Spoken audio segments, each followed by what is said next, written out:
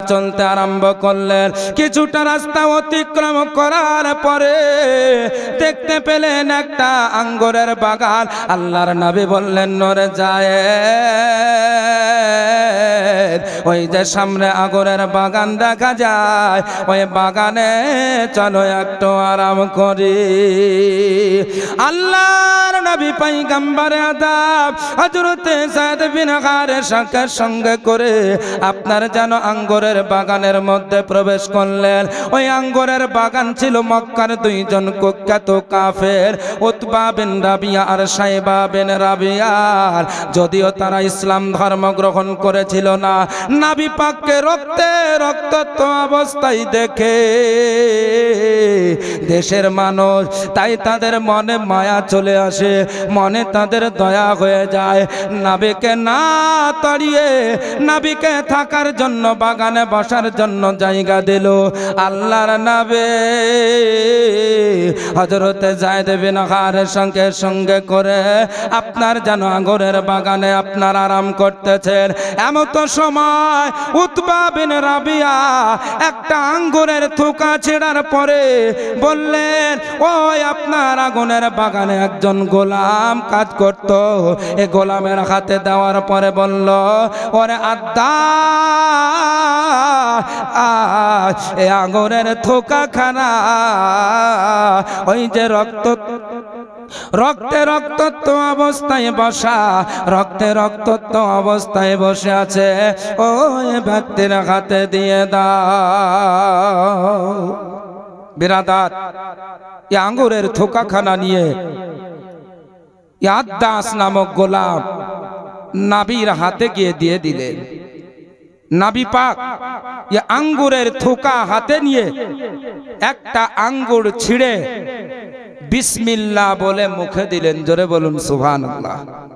যেমনই বিসমিল্লাহ বলে মুখে দিয়েছে, সঙ্গে সঙ্গে এই গোলাম বলছে, হুজুর আপনার বাড়ি কোথায়? আপনার বাড়ি কোথায়? তো নবী আমার বললেন, আমার বাড়ি তো মক্কায়। আপনার নাম?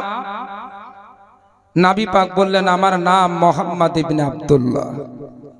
এ গোলাম আদাস বলেন, ইয়া হে মুহাম্মদ ইবনে আব্দুল্লাহ, আমি তো এ মক্কার বুকে অনেক বছর থেকে এই আঙ্গুরের বাগানে আমি কাজ করি, কিন্তু আজ পর্যন্ত কোনো মক্কার মানুষের মুখে এই রকম শব্দ শুনতে পাই না।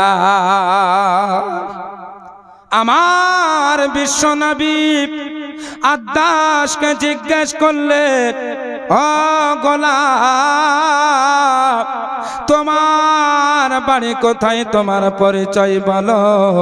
এ গোলাম বলেছিল, আমার নাম আদাস, আমার বাড়ি নাইনাওয়া শহর। নাইনাওয়া শহর, যে নাইনাওয়া কারবালার আগে, মক্কা থেকে আসতে কারবালা আসতে আগে নাইনাওয়া পড়বে, তারপরে কারবালা। ওই নাইনাওয়া শহরে তো নবী পাক সেই সময়ে বলেছিলেন, ওই নাইনাওয়া শহর, যে নাইনাওয়া শহরে ইউনুস বিন মাত্তার জন্ম। জোরে বলুন। গোলাম সঙ্গে সঙ্গে বলেন, হুজুর আপনি এই ইউনুস বিন মাত্তাকে কেমন করে চিনলেন? আমার বিশ্বনবী বলেছিলেন, ওরে আদাস শোনব, এ ইউনুস বিন মাত্তা তিনিও একজন আল্লাহর নবী ছিলেন, আল্লাহর পয়গম্বর ছিলেন। আমাকে তিনিও আমার একজন ভাই ছিলেন। আল্লাহ যেমন আমাকে নবুয়ত দান করেছেন, আল্লাহ আমাকে যেমন রিসালাত দান করেছেন, ওই রকম তেনাকেও আল্লাহ নবুয়ত দান করেছিলেন। জোরে বলুন সুবহানাল্লাহ। ব্রাদারান ইসলাম, মুআজ্জাজ সামিনে কেরাম, নবীর মুখ থেকে আদাস যেমন শ্রবণ করা যে নবী আল্লাহর হাবিব পয়গম্বরে আদম সাল্লাল্লাহু আলাইহি ওয়াসাল্লাম, তিনি হচ্ছেন আল্লাহর নবী, আল্লাহর হাবিব, আল্লাহর রাসূল। সঙ্গে সঙ্গে গোলাম বিশ্ব নবীর কাছে বলেছিলেন, ইয়া রাসূলুল্লাহ, ইয়া হাবিবাল্লাহ, নবী গো, আমি আর ইহুদি হয়ে থাকতে চাই না, হুজুর আপনি আমায় কালেমা পড়ে মুসলমান বানিয়ে দিন। জোরে বলুন। বেরাদার, আমার বলার উদ্দেশ্য হলো যে মক্কার মানুষেরা, মক্কার মুশরিকেরা, মক্কার বেদিনেরা কত কষ্ট, কত দুঃখ, কত নির্যাতন, কত জুলুম, কত নিপীড় নবীর উপরে করেছে, যেন ইসলাম প্রচার না হয়, যেন কোরআনের বাণী প্রচার না হয়, যেন আল্লাহর তৌহিদের প্রচার না হয়। বর্তমান সময়ে আপনার মুসলমানদেরকে বলা হচ্ছে মুসলমান মানে আতঙ্কবাদী, মুসলমান মানে দহশতগার্দ, মুসলমান মানে উগ্রপন্থী। ব্রাদার, আপনি ইতিহাস উঠিয়ে দেখুন, ইতিহাসের কোনো জায়গাতে আপনি পাবেন না যে কোনো মুসলমান কোনো বেধর্মীকে জোর করে কালেমা পড়ে মুসলমান বানিয়েছে, তাকে মুসলমান হওয়ার জন্য জবরদস্তি করা হয়েছে। এই রকম ইতিহাসে কোনো জায়গায় নাই। কিন্তু আগের যুগেও মুসলমান নির্যাতিত হয়েছে। ইসলাম ধর্ম গ্রহণ করার কারণে তাদেরকে অত্যাচারিত হতে হয়েছে, জুলুম সহ্য করতে হয়েছে। বর্তমানেও মুসলমানদেরকে জোর করে আপনার ইসলাম থেকে ফিরাবার চেষ্টা করছে, মুসলমানদেরকে জয় শ্রীরাম বলানোর চেষ্টা চলছে। তাহলে বোঝা গেল কি যে মুসলমান উগ্রপন্থী হতে পারে না, মুসলমান দহশতগর্দ হতে পারে না,